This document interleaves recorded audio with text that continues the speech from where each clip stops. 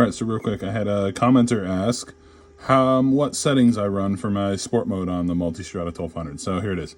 So we're in sport. I like 150 high, all the power. DTC I run on 4. Any less than that, it screams at you about being in off-road mode all the time.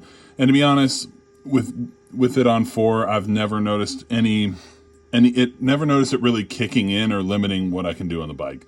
So the only thing that it will do is if you want to do clutch up wheelies, you have to put that on 0. So you have to turn DTC off. With it on, the bike will not let you clutch it up. However, you can still power wheelie with it on 4. And after some reading and research, it seems like with this bike and the clutch system on them, you're better off not clutching them up. It's pretty easy to damage the clutch on these. And then ABS, I run that on 2, and then I'm a bigger guy, so I have the passenger with luggage as my setup. And then if I go into sport here, for the more detailed stuff, so for DSS, for the Skyhook, we'll go, oops, there we go, that's the one.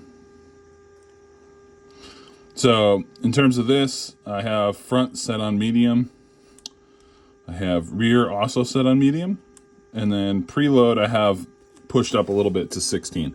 This is just, in terms of preload, what you're going to have to do is do a actual sag measurement to find out what works for you. So this is based on your rider weight.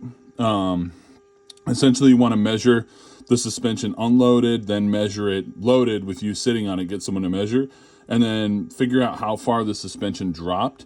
And there's you just got to Google Lee Parks. If you Google Lee Parks how to set suspension, he's got a pretty good guide on how to do that in terms of like how far it should move. So it's a calculation that you have to do to figure out how much sag should be in the bike if you want to get it perfect. For me, that number was 16. So that preload setting's working for me. And other than that, I think that's pretty much it. I don't think there's much more that I do with this bike. Other than that, yeah, ABS on 2. I noticed with it on 2, it doesn't cut in when I don't want it to. For a while, I had it a little higher, and I noticed if I got on the back brake a little hard, it would kind of cut in. So I lowered that down to 2. It doesn't seem to cut in really at all now. I did some emergency stops though, and I can still activate ABS. You just got to try real hard to activate it, which I think is kind of how you want it.